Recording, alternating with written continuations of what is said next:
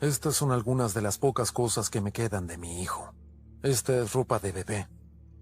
Me pongo a recordar y era mi primer hijo y tenía grandes esperanzas. Y por ese corto tiempo todo parecía perfecto y parecía que el mundo estaba a mi favor. Después caí a la realidad. El hijo de Robert Faust, Aaron, fue ejecutado por inyección letal a la edad de 26 años. La mayoría de la gente no cría un sociópata antisocial, y yo sí. ¿Cómo explico esa sensación de que yo había creado a un monstruo? ¿Cómo le explico eso a alguien?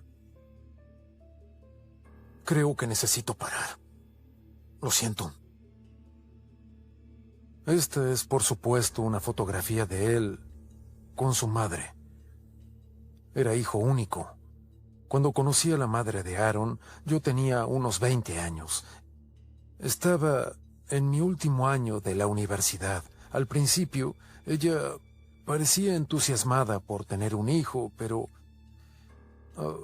después las cosas empezaron a cambiar muy rápido. Ella parecía tener problemas con la maternidad.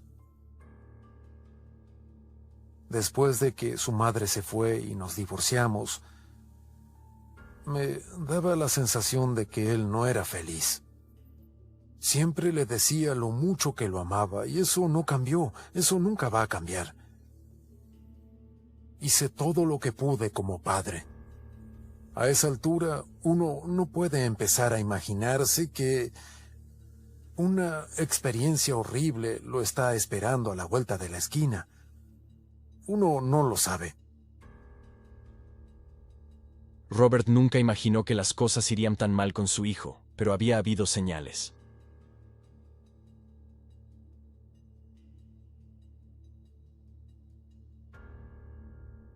En casa, en mi presencia, casi nunca hubo ningún problema. Siempre era cuando yo no estaba que pasaban las cosas malas. Yo llevaba a mi hijo a una niñera durante el día cuando yo tenía que trabajar. Era una mujer cristiana muy dulce. Cuando empezó con la niñera, no vi ningún problema, pero recuerdo que una vez cuando fui a la niñera a recogerlo, la niñera me dijo que había encontrado a Aaron estrangulando al gato. Sujetaba al gato del cuello y lo estaba asfixiando y el gato lo había arañado. El gato se recuperó. Él no era el gato, pero me preocupó mucho que haya atacado a un gato. No lograba que me respondiera. No lo sé, no sé por qué, no lo sé. No decía nada. Él solo eligió levantar al gato y estrangularlo sin ninguna razón. Yo intentaba ser el mejor padre posible y entender qué pasaba en su mente. Nunca hubo ninguna explicación entendible por nada de lo que hizo. Entonces, ¿cómo corregir el problema? Parecía que él no era un niño normal. De niño, Aaron desarrolló un hábito extraño. Recuerdo que tenía unos 6 años. Una mañana me levanté a las 6:30 y empecé mi rutina de despertarlo, prepararlo para el desayuno y para la escuela, y entré a su habitación y no estaba. Así que empecé a buscarlo y no lo veía en ningún lado. Miré fuera de la puerta y lo vi en el patio trasero. Y estaba sentado como flor de loto con las piernas cruzadas en la puerta de la casa del perro. Estaba sentado ahí como en trance.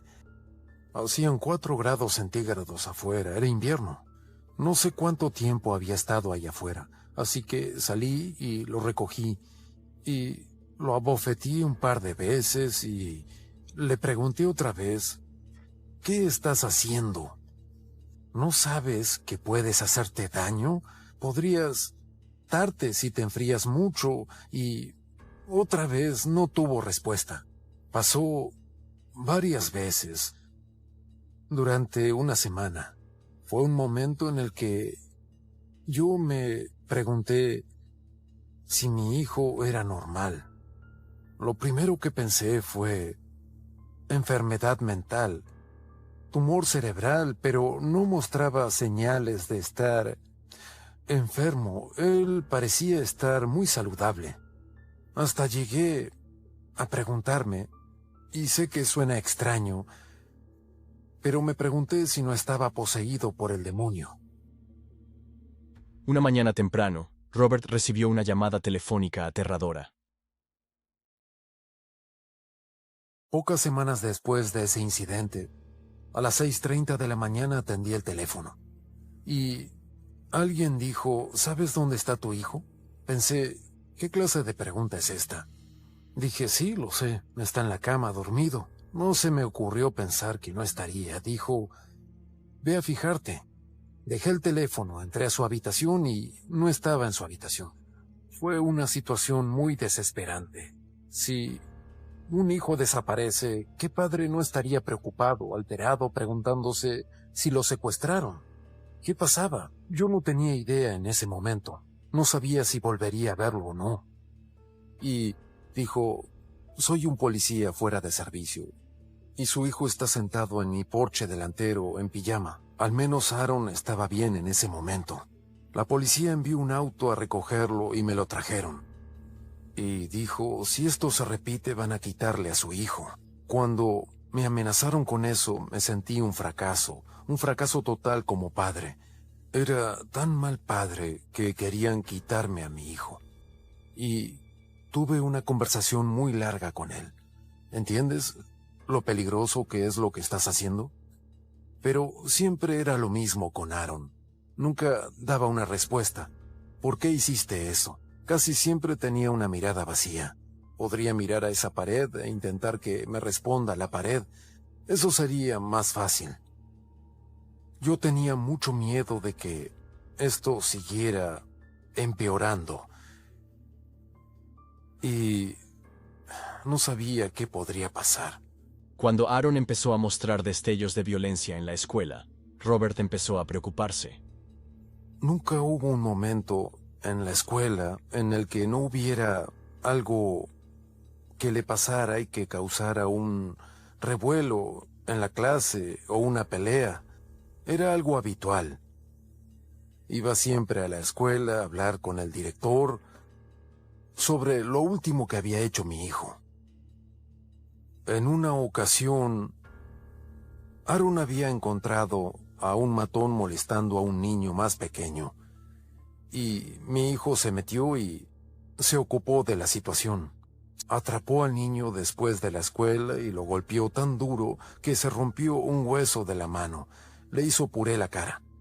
Es demasiado cuando te rompes un hueso de la mano golpeando a alguien. Traté de guiarlo por el buen camino. Traté de enseñarle lo bueno y lo malo. Y le dije que había un castigo si obraba mal. Pero en el caso de Aaron, eso nunca pareció tener ningún efecto. No le daba vergüenza decir que había golpeado a un matón. Él iba a hacer lo que sintiera que había que hacer en ese momento, sin importar las consecuencias, sin importar si estaba bien o mal. Él iba a hacerlo. Robert decidió que necesitaba conseguir ayuda para Aaron. Visitaron a más de 3 psiquiatras. Lo intenté y lo intenté desde el principio. Lo intenté todo para que cambiara y no pude. No había respuestas prácticas a lo que le pasaba. Lo llevé a 3 psiquiatras y me dijeron que no podían diagnosticarlo hasta que tuviera 18 porque los niños pasan por muchos momentos que pueden atribuirse al crecimiento. Y no cambió nada, no ha mejorado. De los 3 psiquiatras a los que fuimos, no obtuve nada, absolutamente nada. Nunca me dijeron ninguna respuesta. Creo que no tenían idea de lo que pasaba, sabían menos que yo. Una mañana temprano, Robert consideró tomar el asunto por sus propias manos. Yo había pasado por muchos intentos con mi hijo y muchas frustraciones por no conseguir una respuesta sobre lo que le pasaba. Y la frustración de ver que las cosas empeoraban y no había caso. A esa altura yo estaba desesperado porque si estaba así a esa edad, ¿cómo iba a ser cuando llegara a la adultez? Yo pensaba que como adulto él sería una persona muy oscura, el tipo de persona que podría matar a alguien. No es algo de lo que me guste hablar, pero yo tenía el pensamiento de que quizá yo estaba muy frustrado y yo no podía más. Y quizá debía matarlo y suicidarme. Es que eso es difícil de decir, porque era mi hijo al que amaba, pero tenía la visión de que todo iba a empeorar. No sabía qué más hacer. No quería ser responsable por dejar suelto al anticristo en el mundo o algo así. Era muy oscuro vivir eso. Cuando pensé eso fue un punto de quiebre para mí porque dije, tendré que entregárselo a Dios y yo recé. Dije, Dios, voy a entregarte a mi hijo. Solo te pido que lo mantengas a salvo hasta que él se acerque a Cristo porque quiero poder pasar la eternidad con él. Así que se lo entregué a Dios. No sabía qué otra cosa hacer. Eso fue como tomar una medicina para mí y sacar las imágenes y pensamientos oscuros de mi cabeza. Pero no podía dejar de preguntarme, ¿dónde terminará todo esto? El final de la historia de Aaron impactaría incluso a Robert. No se ve como alguien que va a asesinar a una persona. Cuando Aaron tenía 14, los problemas empezaron a ponerse todavía más serios, al punto que fue arrestado por primera vez por intentar robar un auto. Ok, ahora lo llevas a otro nivel. Esto era algo mucho peor que pelearse en la escuela. Él no tenía una explicación para lo que hacía. Le dije, ¿de verdad intentaste robar un auto? Y él no me daba ninguna respuesta. Lo único que decía era que estaba orgulloso. El 90% de los jóvenes habría sentido algún grado de remordimiento, pero no vi nada de eso en él. ¿Qué era lo próximo? ¿Iba a meterse en una joyería? ¿Iba a robar un banco a mano armada? Pensé que había que castigarlo, que fuera la detención de menores como castigo por lo que hizo. Pero el juez dijo, vamos a darle un año de libertad condicional. Si no te metes en problemas todo este año, no tendrás que ir a detención juvenil. Pórtate bien, ya puedes irte. Adiós. Y eso fue todo. Nada parecía detener el comportamiento problemático de Aaron. Para cuando tenía 15, siempre parecía que algo le pasaba todo el tiempo, continuamente. Tuvo un altercado en la escuela y además tenía un cuchillo y un guardia de seguridad lo había visto. Así que él detuvo la pelea y luego le encontró el cuchillo a Aaron. No me dio ninguna respuesta sobre de dónde lo había sacado ni tampoco qué estaba haciendo con eso. ¿Le importó? No. A esa altura estaba desesperado porque las cosas estaban peor que cuando era más joven. No podía confiar en él. No podía quedarme y preocuparme por la próxima cosa que hiciera. ¿Qué iba a hacer? No quería pasar mi vida jugando ese juego. Y no tenía a nadie en el pueblo que pudiera ayudarme.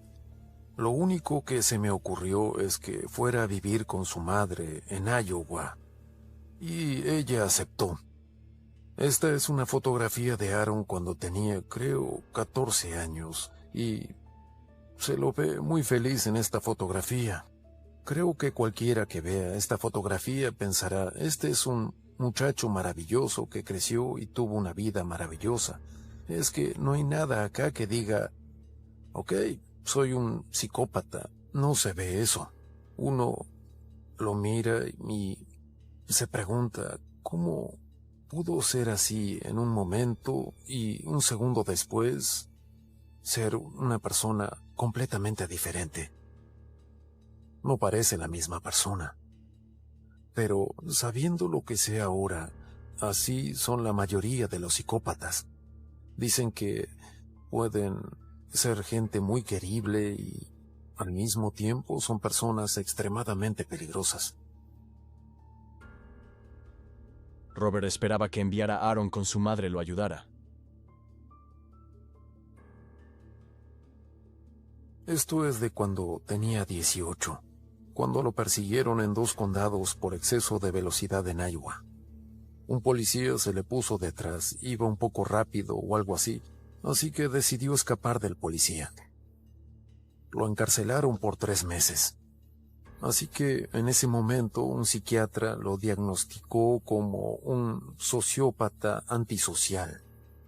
Después, cuando lo soltaron, él volvió a la zona de Fort Worth. Él lo decía abiertamente, era sincero con eso, no intentaba ocultármelo. Dijo que habían intentado darle unos medicamentos malos. Y, por supuesto, Aaron no iba a tomar la medicina, a menos que se la metieran por la boca a la fuerza. Él no iba a tomarla. Aaron tenía 18 en ese momento. Era un adulto independiente, fue su elección. Y eso respondió muchas de mis preguntas. ¿Por qué hacía eso? ¿Por qué actuaba así? ¿Por qué siempre se metía en problemas? Pero no cambió el hecho de que era probable que él siguiera teniendo problemas y metiéndose en líos. Pero a esta altura, mucho de lo que hacía también le hacía daño a él. Así que no me pasaba por la cabeza pensar que iba a matar a alguien pronto.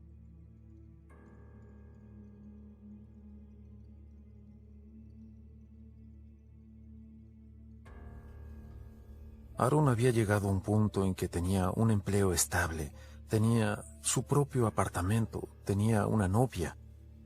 Y parecía que las cosas por fin estaban estables y que de repente había cambiado y ahora actuaba como un adulto responsable, iba a hacer algo con su vida. Parecía que las cosas iban por el buen camino por fin. Estaba ese lado oscuro. Siempre había un lado oscuro. Una tarde, Robert recibió una llamada telefónica de pánico. Aaron me llamó y estaba teniendo una discusión con su novia. Cuando llegué al apartamento de Aaron, él estaba muy nervioso. Tenía una escopeta en una mano, sujetaba una escopeta, tenía una discusión con su novia y tenía una escopeta en una mano. Era una locura la manera en que gritaba y seguía y... ¿Por qué no disparas ahora? Lo agredió hasta el punto en el que se estaba poniendo muy furioso. Empezó a perder el control, pero hacía todo lo que podía para resistir y no hacerle nada malo. No quería lastimarla, la quería, y ella seguía gritándole cosas. A mí me preocupaba que si no calmaba la situación, eso no iba a terminar bien. Al final le hablé un poco y logré que bajara la escopeta. Solo dame el arma, ¿ok? Le dije que tenía que irse de ahí, e ir a casa de un amigo a pasar la noche, que saliera de esa situación. Y al final lo convencí de subirse al auto e ir a otra parte. Así que las cosas se solucionaron por suerte. No sé qué hubiera pasado si yo no iba hasta allá. Nunca lo había visto así, ¿sabes? Fue una locura. Una tarde, Robert notó un cambio en la apariencia de Aaron. A veces él venía y teníamos pequeñas conversaciones. Y en una ocasión en particular, Él estaba con otra persona, así que parecían mellizos. Los dos tenían chalecos de cuero. Parecía que pertenecían a una pandilla de motocicletas. Pregunté qué era lo que hacían. No me dio demasiados detalles, pero me explicó que hacía dinero extra recaudando dinero para otra gente. Fue muy poco específico lo que dijo, y por supuesto en ese momento no sabía lo que pasaba. Pero casi todas las personas con las que se contactaba mi hijo eran traficantes de droga y siempre tenían a alguien que les debía dinero y que no les pagaba. Entonces llamaban a Aaron para que fuera a ver a esta persona. Y es uno de esos casos en los que si no pagas la cuenta pueden romperte un hueso. Eso lo sé ahora, no lo sabía entonces. Sabía lo suficiente para sospechar.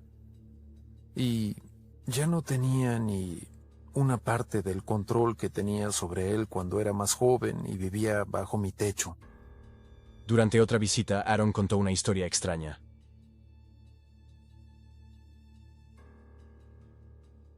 En una ocasión fue a un bar y un tipo estaba molestando a una mujer y él lo golpeó. Lo metieron preso por 2 días para ver si el tipo presentaba cargos. Yo le hice un comentario, le dije, si no te alejas de las peleas, te van a matar. Dijo, papá, no pueden matarme.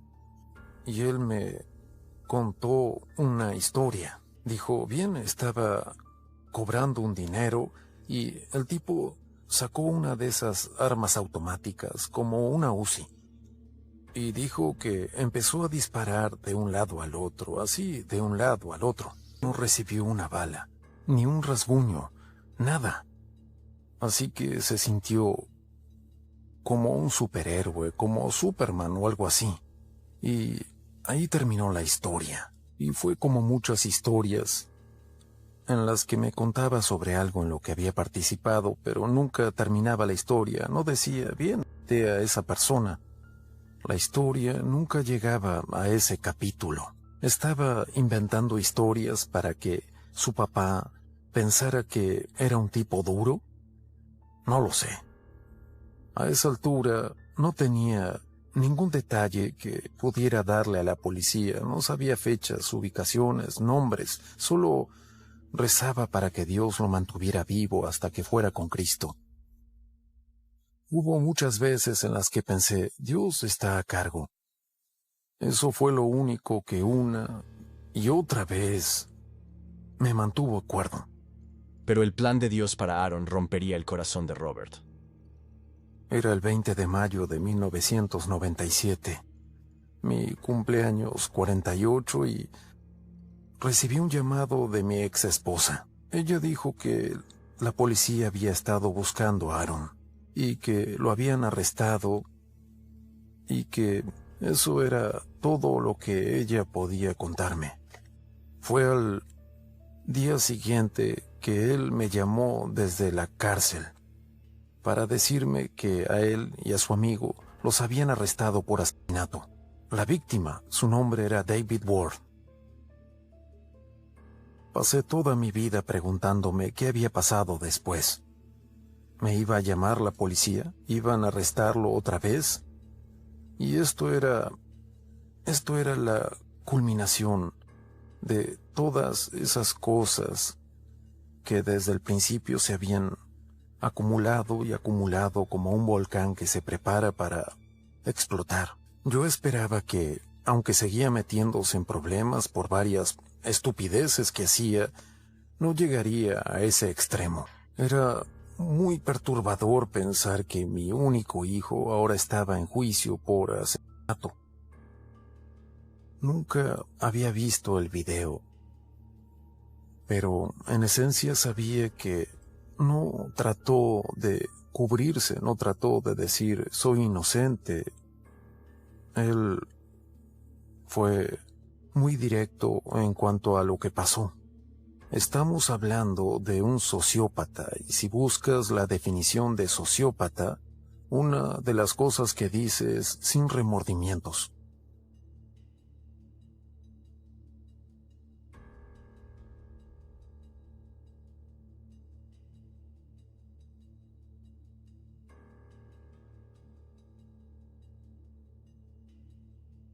Esta fotografía se la tomaron en prisión, ya condenado a muerte.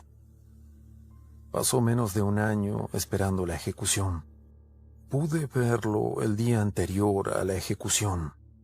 Ahora era un cristiano nacido de nuevo.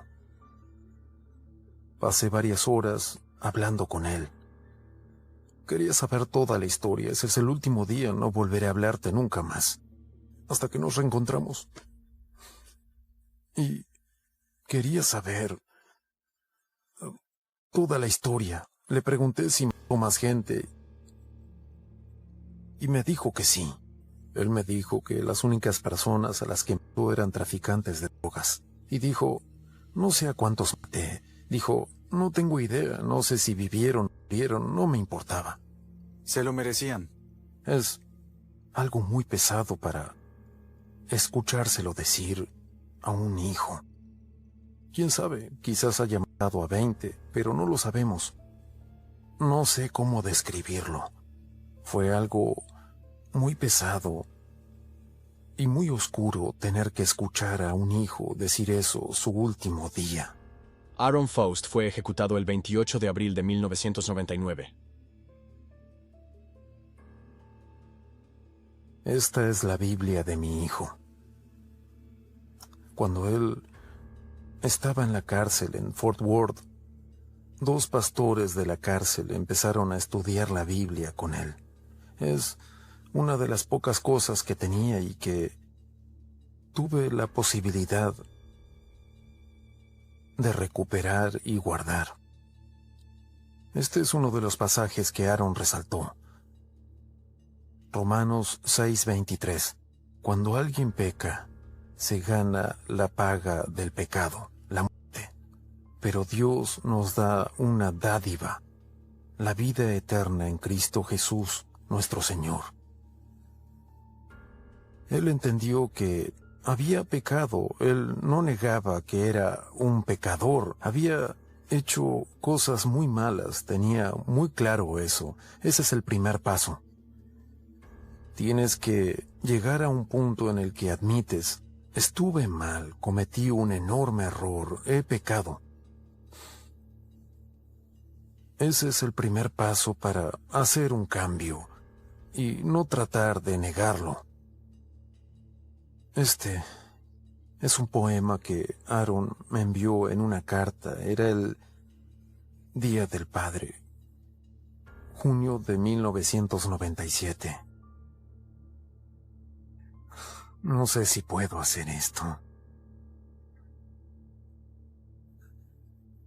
Es el Día del Padre y tu único hijo está encerrado. No volverá hasta estar viejo y gris. En toda mi vida nunca pude tener un amigo, pero papá, tú siempre estuviste ahí. Estuviste ahí hasta el triste final. Mi vida estaba llena de tristeza y mi mente nublada por la locura. Pero cuando todo está dicho, me voy de este mundo y espero que sepas que hiciste lo mejor. Lo siento. Lo último que nos dijimos uno al otro fue te amo, hijo. Y él dijo, te amo, papá. Sabía que extrañaría a mi hijo, y todavía lo extraño. No puedo evitar sentir que tengo la culpa por todo lo que pasó. Hice algo mal, no hice lo suficiente, pero al mismo tiempo no quería pasar mi vida jugando ese juego. Hay que seguir adelante. No sé si uno puede pedir más que eso. Nunca se sabe. Quizás haya una persona allá afuera que vea esto y diga, ahora entiendo lo que le pasa a mi hijo. Podemos aprender de nuestros errores y podemos usar nuestra experiencia para ayudar a los demás si queremos.